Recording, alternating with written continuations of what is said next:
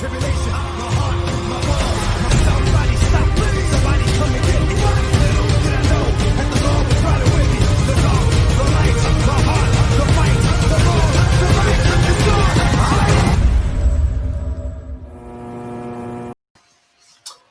what's going on out there, YouTube family? We are back for a combo review, and this is technically one of the hottest Netflix shows of all time, should we say, or of the past 5 years? There you go. At least of the last five years. Yeah, it's been one of the hottest, game-changing, making people think chess is cool.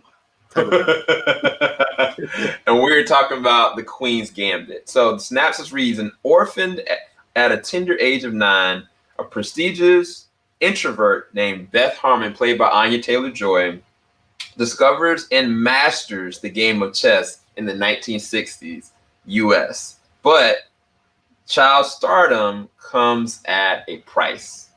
And so we're going to just kind of platform from there. This was directed and written by Scott Frank. Scott Frank, more notable from his written works. Last biggest one was Logan. I think he also had a hand in the screenplay for Minority Report. But the cast, the biggest notable cast member, of course, is Anya Taylor-Joy. But she commands this show, man. Like, she is a beast. But let's try to break it down as far as it as a show and the way it was shot, and as the directing for a lot of the different imagery and the processing between scenes, the flashbacks and the pacing. I feel like that is the thing that is being overlooked, because a lot of good films don't even have as good transitions and placings that this show has. I was really surprised at the production value for this. What were the things that stood out for you as far as the way that this show was even sculpted, Lucas?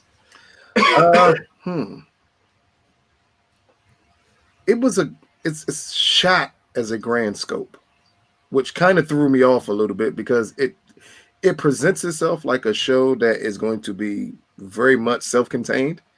And as you get into it, even as Miss Taylor-Joy is destroying it, you get introduced to so many other characters that you want to know more about, which brings it, like, the scope just goes from very small to the moment we see her in the orphanage. We get these other characters in the orphanage.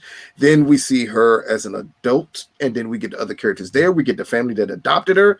It gets bigger and bigger in scope, while never losing the point that this is a one-woman show. And that's what really threw me off completely again. I saw this show at 3:00 in the morning, like a week and a half after it came out. I knew nothing about the show. 3:00 in the morning, Netflix does what Netflix does. You leave Netflix on, it's going to randomly play things. It randomly played the first episode, and I sat and watched all of them at one time. Like, this is that type of show that it grabs you. And it's Anya Taylor-Joy's performance that grabs you. She is, man. And I said it earlier this year when she did Emma. I kind of brought it up with New Mutants. Every time she's on screen, it's just something special about her. Yeah. And this one, to me, is her tour de force performance, is this show.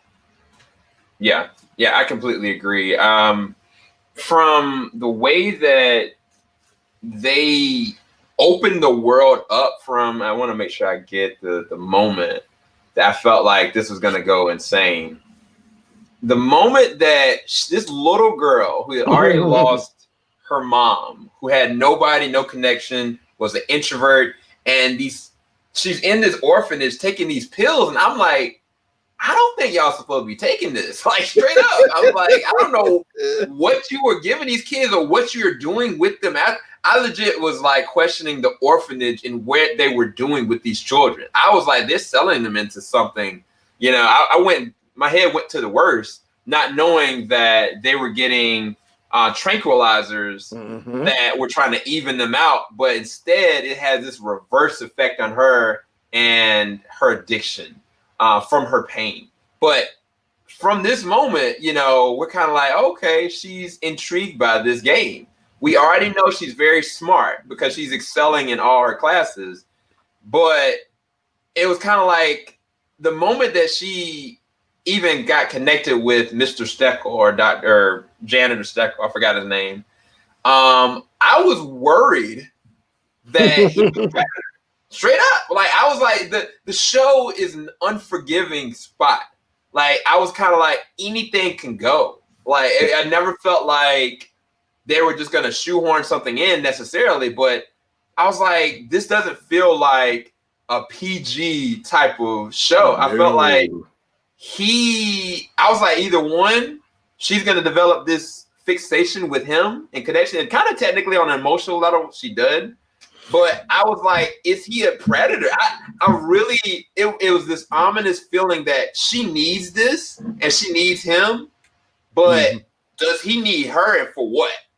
And I loved that every interaction throughout this film that she had, I felt that same exact way. Yes. Whether it was her mom, her adopted mom, whether it was Benny, whether it was Harry, like I felt like she could easily be prey and she could easily get abused in these situations. It always felt like there was going to be a compromise, but the real enemy, the real threat was inside of herself. She was the most dangerous character in this entire show, which is fascinating. Like, I don't know how to describe it, to be honest with you. It plays a lot off of the book, which let me first start off by saying I know a lot of people did not know this was a book, but this is a book. So a lot of it plays the same way off of the character's insecurities in the book. We don't really get to see the character go as far as it does in the show, but I think it did a beautiful job of capturing the insecurities of Beth, because that's what it basically is. More than anything, it's just how insecure she is about her own talent level. And she tries to mask that with being the tough exterior that she does in this entire series and the way she comes across to people. But that's why when she meets some of the other chess players, I am blanking out on my guy's name. I called him Little. I called him Little Harrison Ford the entire show. But their interaction shows her insecurities in her own skill set and how he pushes her. And that's highly important to this role and this show, is that Beth needs to be pushed. She coasts a lot because her talent is natural and it's coming to her so naturally. She doesn't know how to like hone it in as a skill set. She just knows I can do this, and because I can do this, I'm gonna keep on doing it. I know I'm getting sidetracked because in my head, the next person that popped in my head was the mom, who I think is possibly the best character on this show. Not the best performance, but the best character on this show. She is sickening in a good way. Yeah. It's how she saw this little girl as an out from her life. Yeah. She was miserable, adopts a child, and that brings the joy in her life while making that child's life kind of miserable. It was crazy. Yeah, it was this crazy paradigm shift where it seemed like her husband didn't care two licks about her. Not even a little bit. And he was just kind of appeasing her. And she may have had a prior medical condition we didn't know, but she was a functioning alcoholic. Mm-hmm. She justified her alcoholism, that it wasn't making her sick, that it might have been making her feel better. She enabled her daughter into doing all these different things. But at the same time, it's weird because she loved her. Yes. Like, she really loved Beth. She really cared for Beth. She probably was one of the best things for Beth. Yes. In the beginning. Even though, and later on, she becomes the thing that tears Beth apart. Yes. Because Beth had kind of leaned on her for so long as a driving force. It's like, okay, let's fake it till we make it. Let's do this. Let's run for it, and we're gonna do this together. I'm gonna make you money. We're gonna make money. We're gonna have fun, and let's do this. And eventually, it turns into something quite tragic, because the biggest thing that I felt was really impactful for me with this movie or this show, I call it a really big movie, personally. Because that's what it feels like. A really big movie that they were like, we got to cut this up, you know. But for me, it was the moment that her best friend Jolene was talking to her about the pills. You know, when they were little kids, she was like 9 years old, and she kind of said, you know, I like the downers or whatever, or one of the other pills at nighttime because it made me kind of feel like whatever. And for her, it was an out. She didn't have to sit there and think about her anger. She didn't have to feel about her depression. She had something to focus in on. And her focus was to be the best. The focus was her to be better. And she felt like the only way for her to be the best was to have this substance. And that was her driving force. She didn't think in her own capability that she could do anything, that she needed these things. Even though she's naturally gifted, a part of herself couldn't accept it because of her own tragedy, because of her own anger. And it was masked so well with Anya Taylor-Joy's performance that she comes off as this, you know, hard exterior of a person that was unapproachable or like wanted to hurt people emotionally. But really, she was grasping for life. That's the best way I can kind of put it, without hurting herself to the point of the destruction. But I mean, ultimately, she still did, because that scene, I'm gonna see if I can pick it up. I don't think I got a picture of it. Do you remember the scene where she went back home? Yes, and she broke down. And she was like, I think she had just had she left Benny. She went back and she went on a bender, basically. Yeah. And that's when her life started falling apart. In the mix of also having to go back to her, was it old school? Where she had set up an event and she looked horrible. Bruh, she, like, the way, I don't know how they did the makeup. Also, hey, the makeup artists on this show, the makeup and the costume artists on this show definitely need to win something this award season with this show, because they pulled off amazing work here with her. Yeah. And that scene there, when we see her rushing to get ready for this performance and arriving at that school, she looks sunken in. She looks drugged out. It was painful to see. Yeah, it was kind of like, I don't know when I've seen like an actress like pull a performance like that, but I was like, yo, this isn't even the same person. Like she legit is the epitome of a person that's gone right now.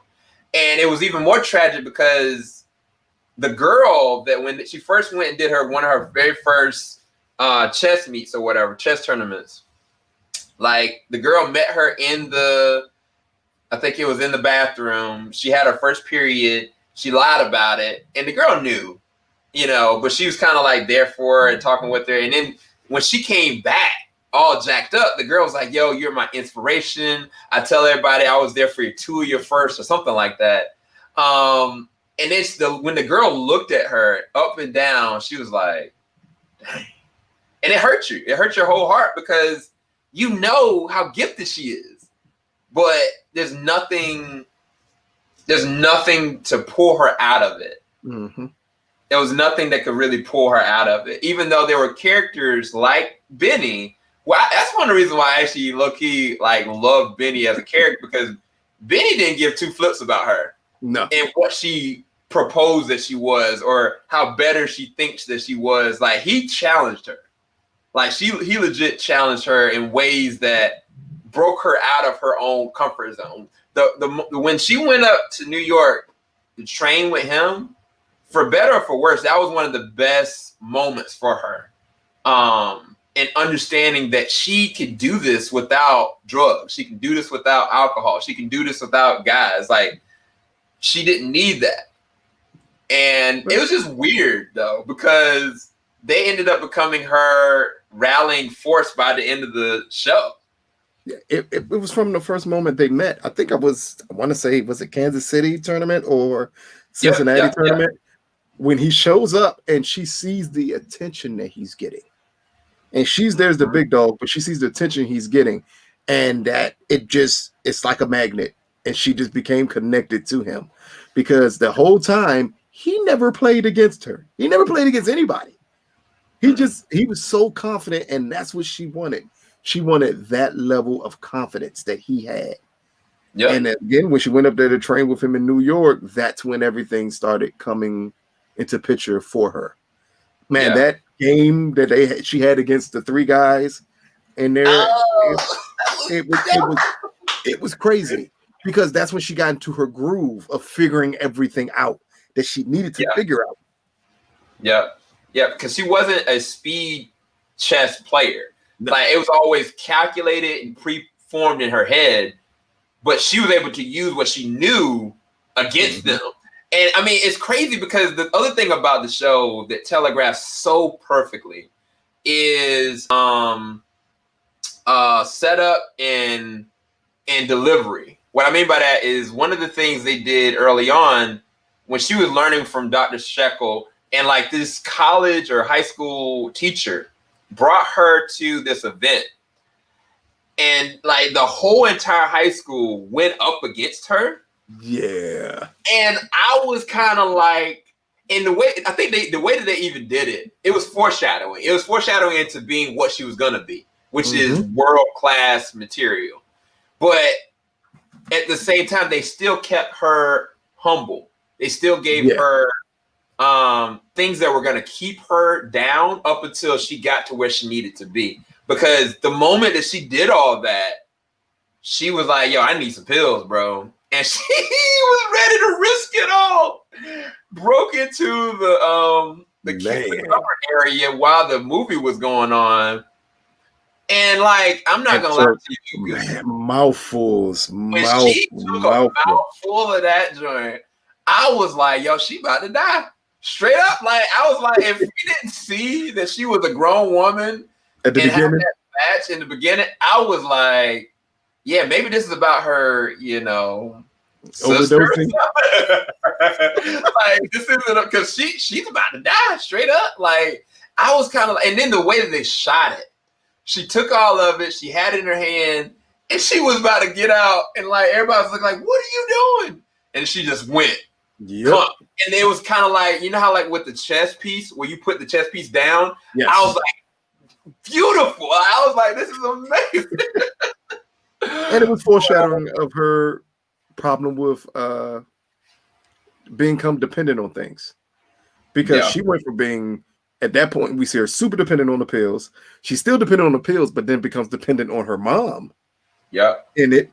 And then she becomes kind of dependent on Benny at one point in time. Like it's a codependency issue that she clearly has. And they did a beautiful job throughout the series of highlighting those issues that she had and her having to work through those issues to become the best player that she could. Yeah. So I will ask you a question about what did you think about her old best friend, Joanne? I think that's her name. Is it Joanna or Joan? Might have been Joan. What did you think about her character? Because I have something specific to say about Joan. But what did you think about her character? Is it her, black friend. I was not going to call her the black friend. She's the only black woman in this. She is the only black person in this show.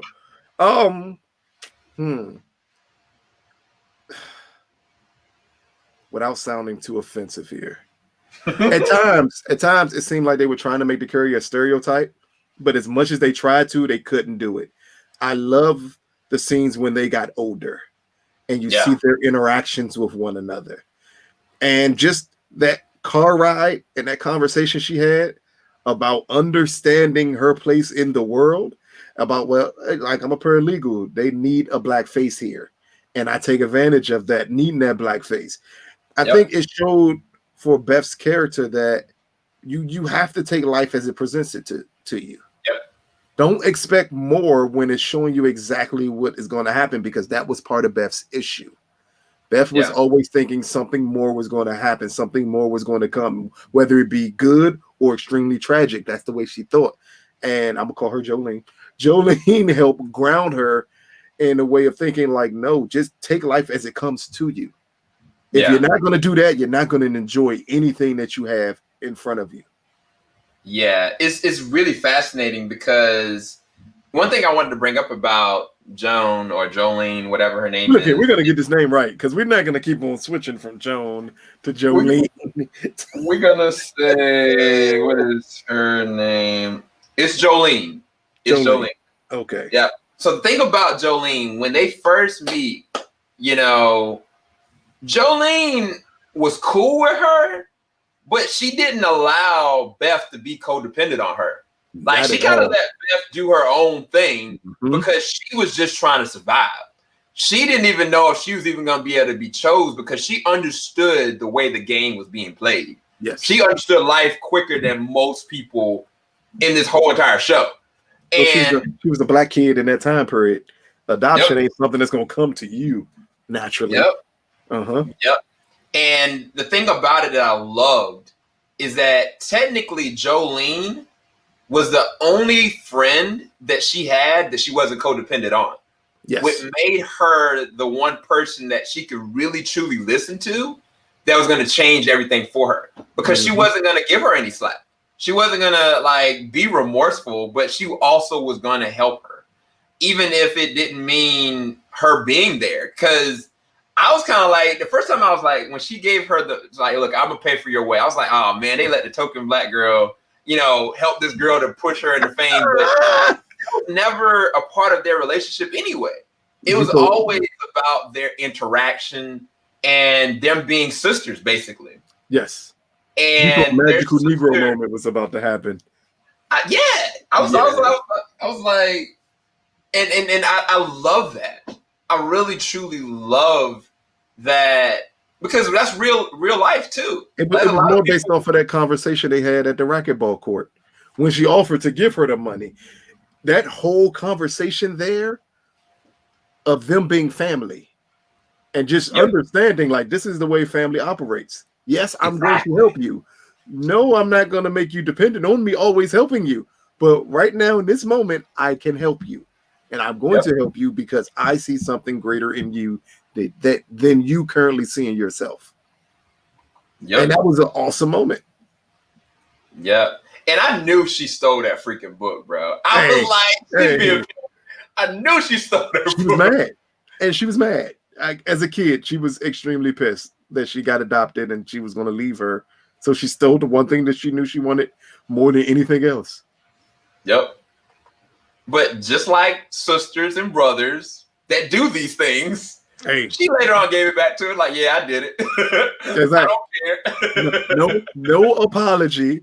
I know I'm sorry. Yes, I did it. Okay, it's in the past now. We're beyond that.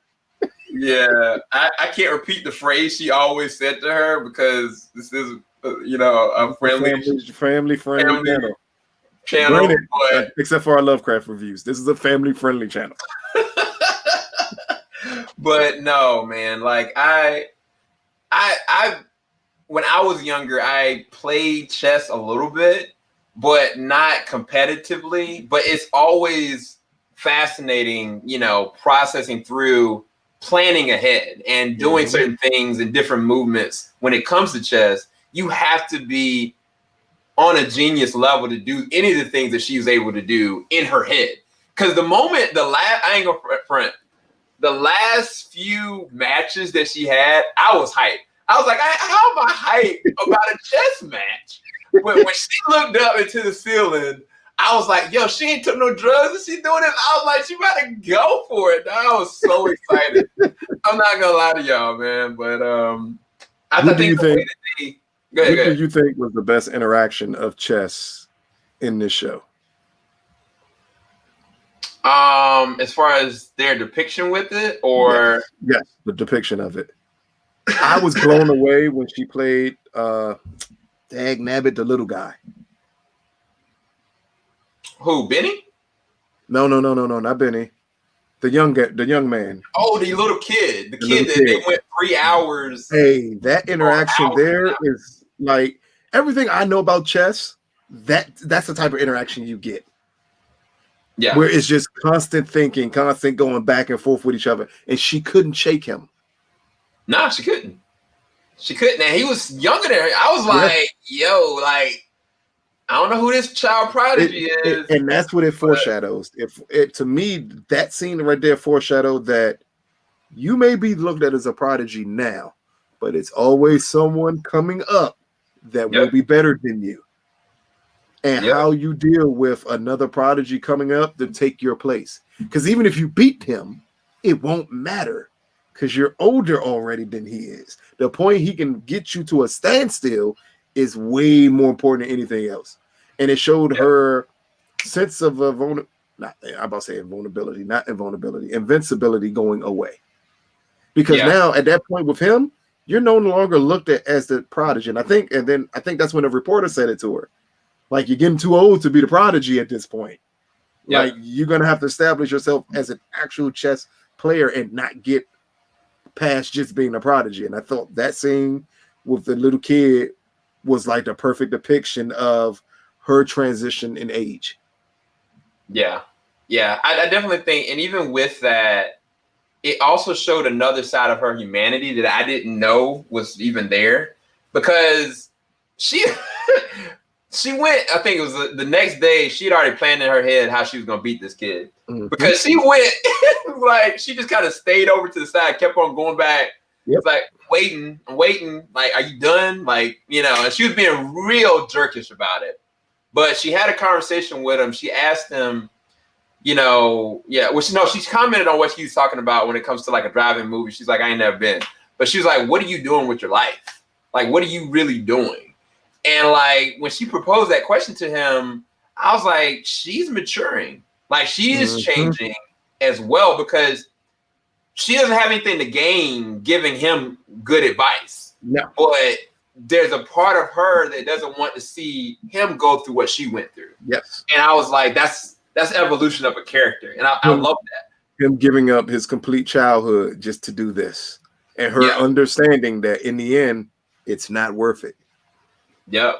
And I forget, I think the guy Harry that she beat early on that kind of came back into her life.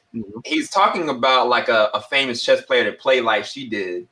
And he was like, basically this person, they would go to chess meets being drunk, drugged out, and just working on fire.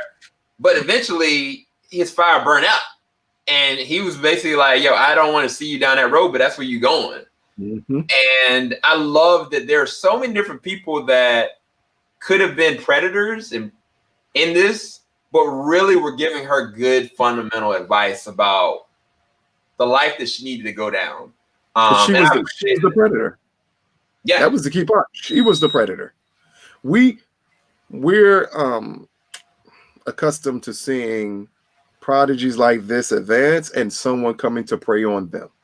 Not understanding the whole time while we were looking for a bad guy, she was the bad guy. Yep.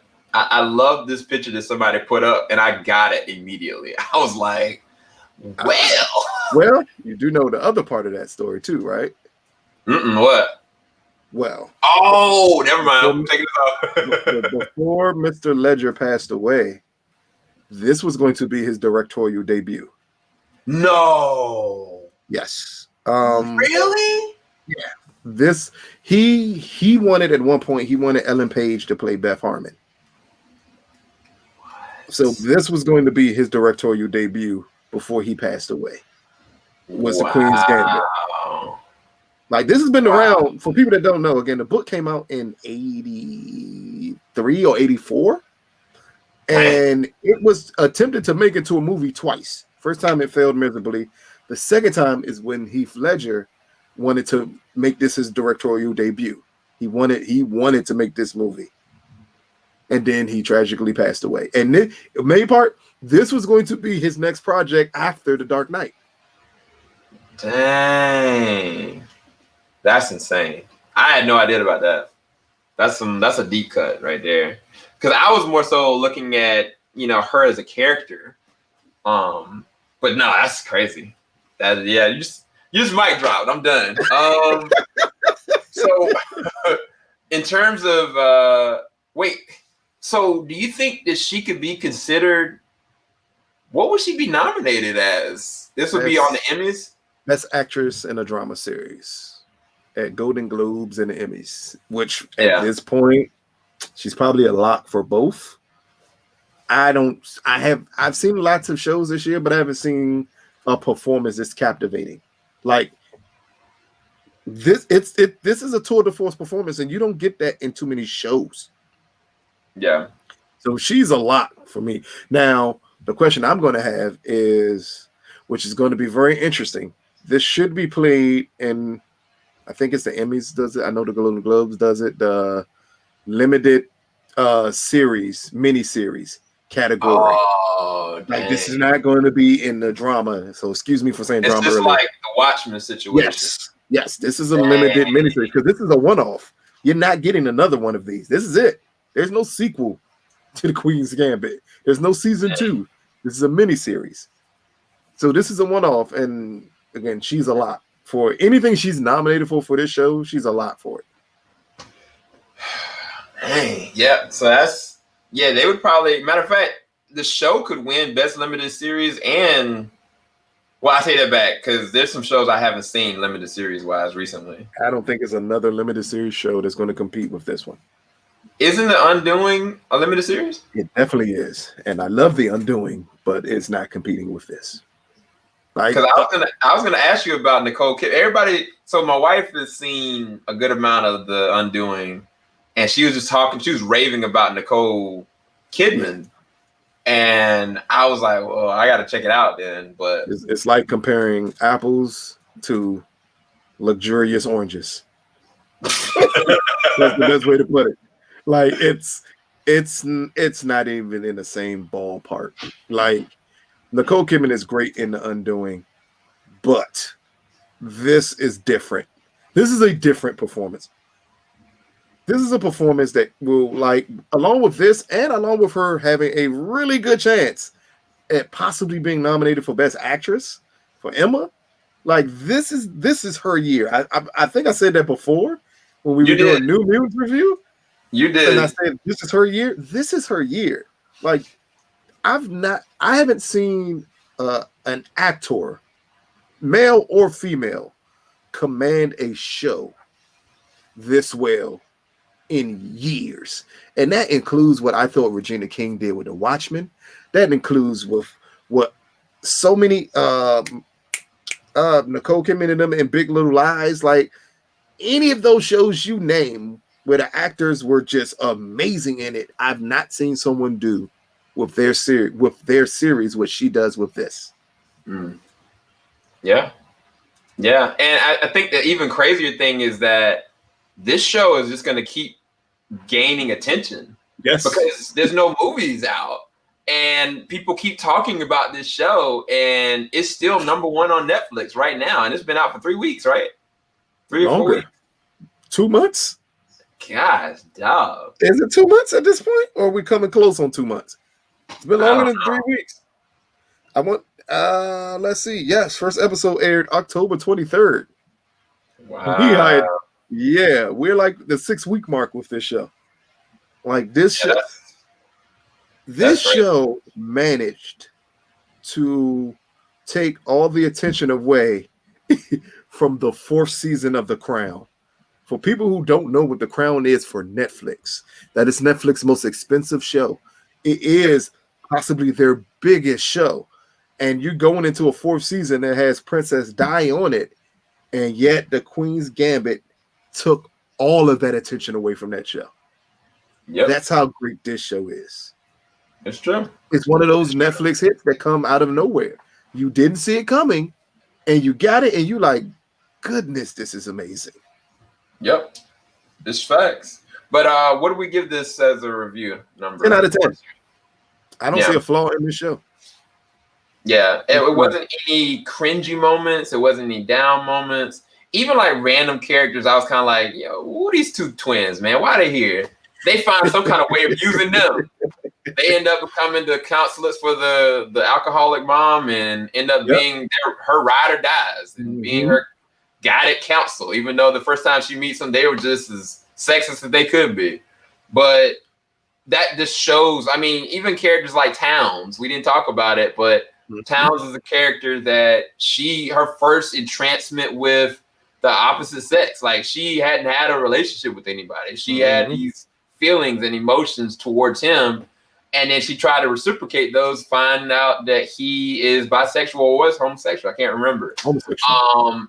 And just their reaction and interaction to each other and their connection. Like it's so many different things that they do with each character. Even the adopted dad. Like that scene at the end when she was telling him the wife died, and man, he was like, "You make enough money, you'll be fine." Like, dude, and I want to say it looked like he was in a drug den. He definitely was. Yeah, like, and that was kind of mirroring that someone that's an addict in himself picks a kid to adopt for his wife. What addicts taking on an addict. That's what it was. He's an addict, the wife was an addict, and they took on an addict. An addict, yep. Like they definitely enabled the whole entire process of where she went. We already know that the moment her mom gave her the martini on the plane. And again, that was a slippery slope right there.